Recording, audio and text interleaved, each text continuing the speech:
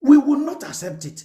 So when it comes to this issue, we will throw away ethics and go for the emotional argument. And she coming back also has exposed a couple of things. We were told, if you remember, they told us that the vice president, the first time she went out, she had come back to the country. They told us she was in the country. But apparently, from all indication, when we were being told that the vice president was back into the country, she wasn't back. Apparently, it was all a lie. The woman was never back into the country.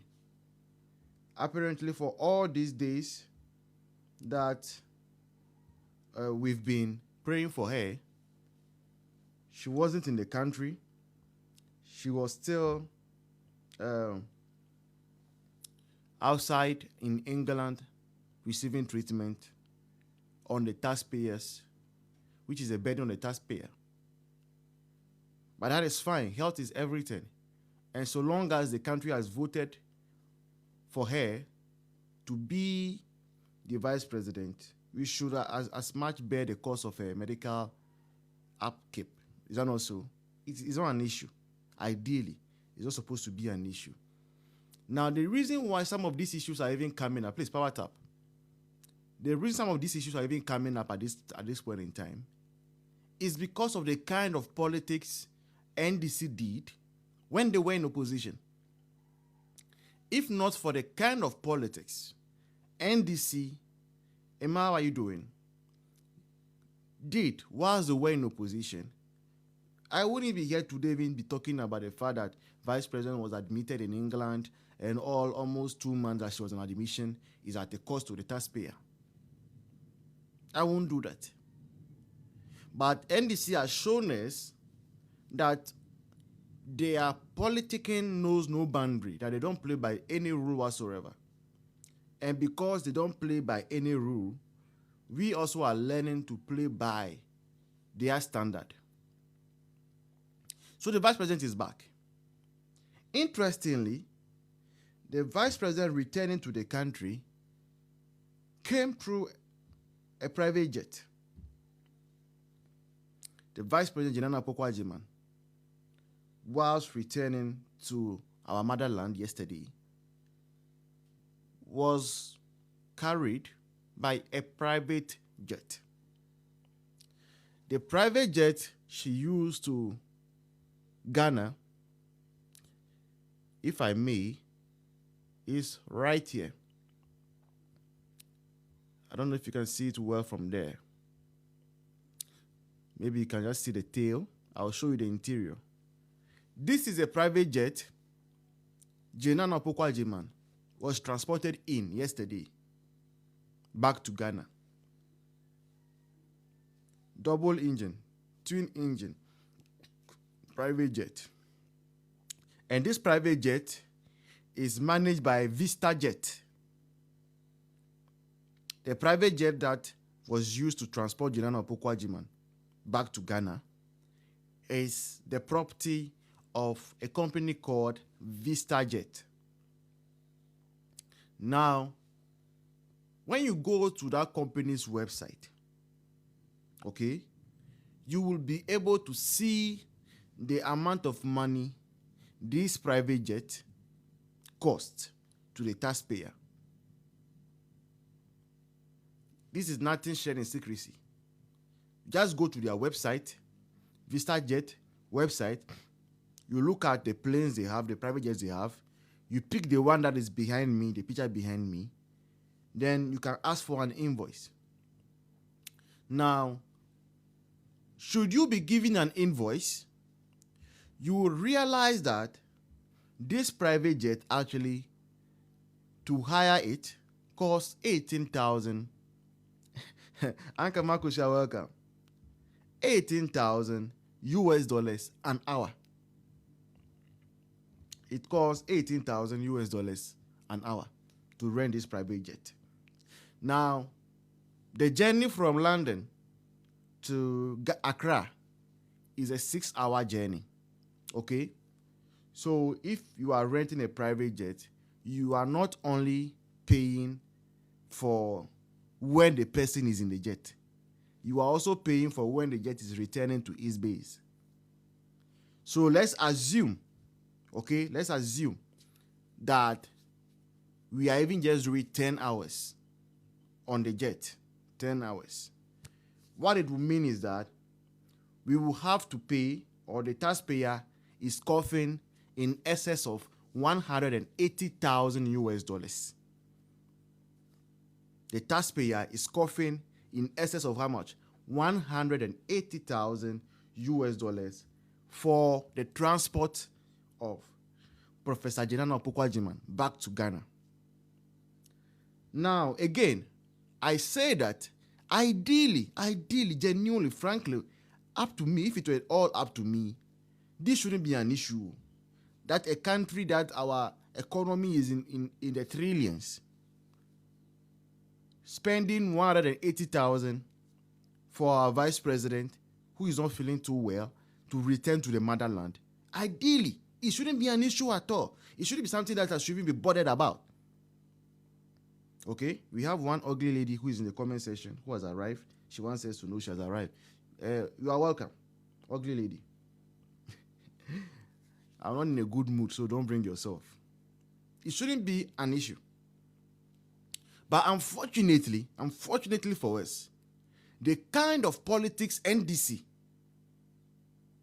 did 8 years when they were in opposition is why we are here today. The way they even went to the extent of putting Akufo Addo's life under risk just because of their own selfish interest is why today we will be here wasting our time talking about how ideally it shouldn't be so. But these people were the ones who had issues when Akufo Addo was renting jets that were $6,000 an hour, $8,000 an hour. When the opportunity came for them to rent a jet, they went in for 18,000 US dollars an hour. That is what they went in for. Now you see, anytime you are tempted to believe all those things we were hearing that John Mahama, His Excellency, was using the brothers' debt, the brothers' jet, and it was at no cost to the taxpayer. Let's ask ourselves that if indeed Ibrahim Mahama wants to do good to this country, this would have been the best time for him to show that to the nation. This would have been the best time when the nation needed transport, needed a plane, a private jet to carry our vice president. This would have been the best time for Ibrahim Mahama to show up. But he did not show up. Instead, taxpayer has to cough out 180,000 US dollars and even more. 100 and how much? 80,000 US dollars. If you want to convert that to the prevailing exchange rate, we are talking about in excess of 2.5 million Ghana cedis that was used for just paying for the jet. Jet that carried the vice president in. And these are the people who came to tell us that they are bringing a code of conduct, and under which code of conduct people were not even allowed to fly first class. They were supposed to start from business class, and also if people are supposed to start from business class,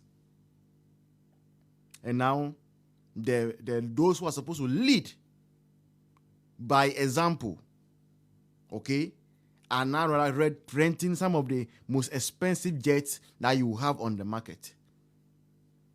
Look at some of the amenities within this jet. Look at some of them.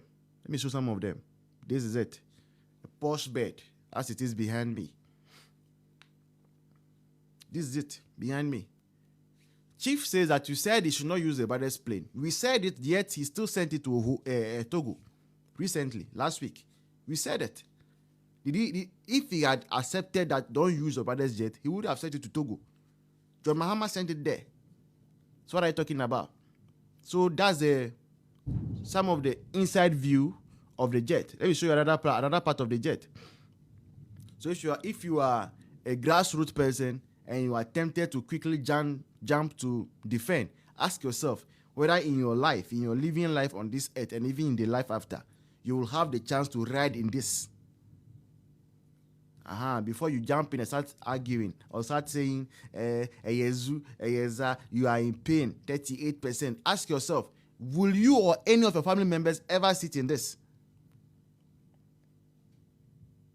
This is how much taxpayer is paying. This is how much we are all paying. How much we are all paying because of the kind of vote we voted. So at this juncture, I'm going to pause here and pick your request, okay? This is our first topic. We want to speak about the fact that the own code of conduct that John Mahama claimed he has brought out, both himself and his vice are flaunting it. They asked the Minister of Defense, Omani Buama, why they use a private jet that was $18,000 an hour. Guess what he said? Omani Buama says that the reason they use that is because our own private jet, national jet that we have it for our own money, happens to have some issues and it is grounded outside the country. As to whoever took the private jet outside the country before it got grounded, question for the gods. And these are some of the flimsy excuses we are being given for their penchant for living an Arabian king style of life. Here we are. Let's listen to the argument as put forward by one of the MPs in Parliament, and then I'll pick you. But you can start sending your request, by the way. But I will not be able to hear you now. Let me quickly play what. Okay, no, let me just. Fantastic.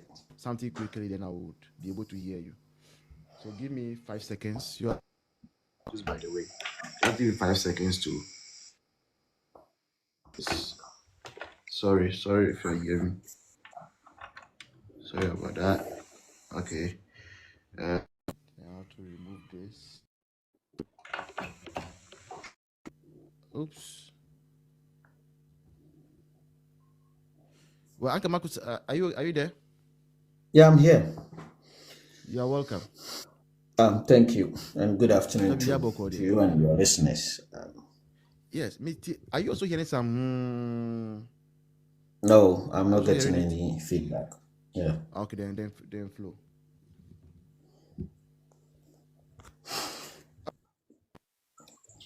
Yeah. So, my brother, I think you said we should share our opinion, my disagreement, dissatisfaction, and sadness about the happenings in Ghana.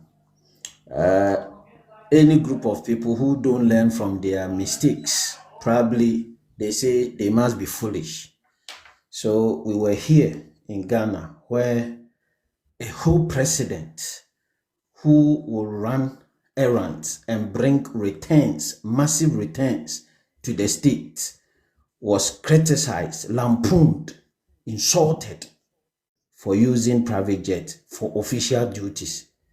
They even compromised the security of the president by giving extreme or extra details, which all reasonable people and democracies will never dare do, because we must protect our leadership.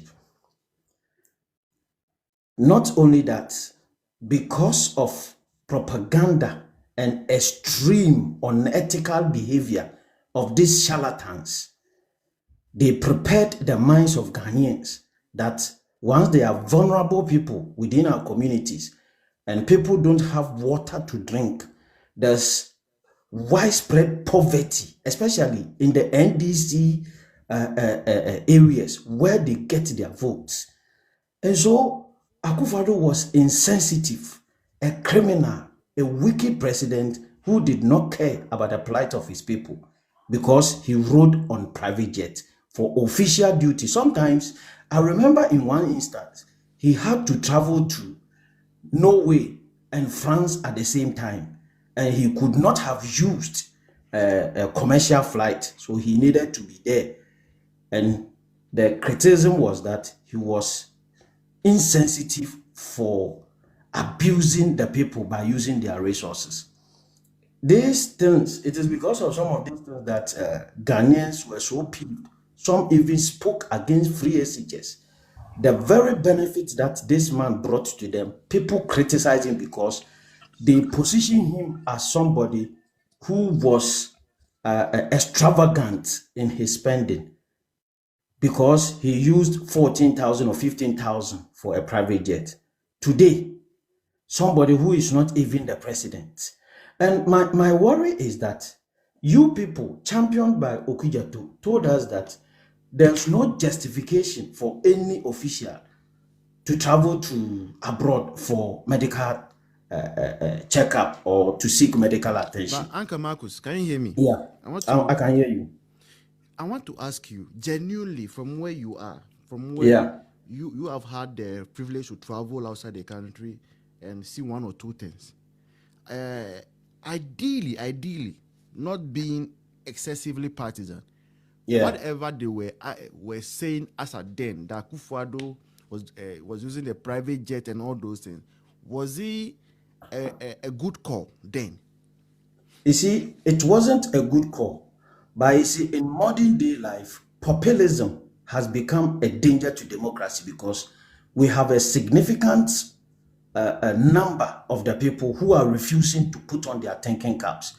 And unfortunately, in our instance, they are the majority in the NDC because they have refused to think. Therefore, these politicians have hijacked their emotions and they're always playing with it. That's why if you make the argument that sometimes because of certain conditions, you cannot even seek medical attention back home and you need to travel, they will not position themselves in that angle. They will go for the emotional argument and blackmail the vulnerable people that it is because of extreme extravagance that they are suffering because of this same leadership. So it is an abomination for people who champion that to now come back and do the same thing. In fact, at worst, it is foolishness. Because not only did they say with their mouth, they sat down and compiled a code of ethics that will guide their behavior in public office. What has changed now? It must be extreme stupidity for them to do it in our faces and think that we will not complain.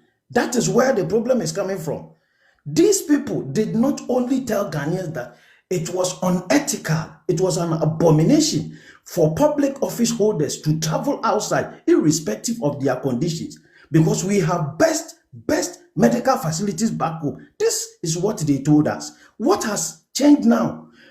Now, if you criticize somebody who used private jet and he was no less a person than the president of the republic for using $15,000 and later on compromise his security, what justification, moral justification will you give by going to take how much now? $18,000, amounting to $180,000, $1.8 billion a day at the cost of the vulnerable people of Ghana. How can we justify this? Or is it because they are NDC? We will not accept it. So when it comes to this issue, we will throw away ethics and go for the emotional argument. Today, as we speak to you, their own supporters are crying because of hunger. There are more vulnerable people in Ghana. People can't have water to drink. Go to Volta region, where majority of their votes come from. Are they living in better conditions now? The poorest. Are they living in better conditions now? 1.8 billion cedis a day just to bring one person back home. And they say we should keep quiet because we are more civilized. I am not going to do that argument. At least, if we were going to resort to even our traditional ways of life, these people must be cursed by our gods for doing these things to us. Yes. If we were good, because you cannot promise the gods that, look, Punish these people. I have videos of people who were cursing Akufo Addo because he was so insensitive. What has changed now? What has changed now? And the same ghost must curse them for going through, taking Ghanaians through pains. Why should one person cost us 1.8 billion cedis a day just because he or she wants to come back home? Is he more Ghanaian than the vulnerable NDC people who are refusing to think? Because they cannot think, it means you should abuse them. My brother, so I will end here. So finally, what I'm saying is that, In 1 minute, please. Yeah. We were told at some point that the vice president had returned to the country. Now, from the look of things, it was a lie. Do you think that, because Felix Fosu even said it, that she was back and she was, how do you say it, in the house and was getting better, then now we are hearing that she's back from England. So she's back to England. No, she's back. She's coming back from England. So is it even ethical that we as a people will be kept in the dark and even be lied to about the whereabouts of our vice president? Aside the fact that they have spent our money. Apart from, do you believe Ofosukachi? Never. No, the face of the presidency has been captured as a lying president. Because if you have a pathological liar who is fronting as the spokesperson for a government, then nobody takes you seriously. Who believes Ofosukachi? This is a person who is constantly and always lying. Look, when he was caught in somebody's wife's room, what did the man say? He said, I had to capture you on video because I know you are a liar. That is the man we are talking of. So if Ofosukachi tells you that the vice president reported and he's now coming, me, I'm not surprised because that is his job. He's a liar. But you see, what I'm saying is that we have a code of conduct. I did not sit down to bring it. After all, you yourself, if you have respect for people and you have put down a code of conduct that must guide your own actions in public life, and you come and you brutally rape that same code of conduct, it means that you don't respect the people that you are presiding over. And Ghanaians, like I'm saying, we should be very, very, very, very wise. We should be very wise of the NDC that champions all the good things for the vulnerable people. And then when they come to power, they become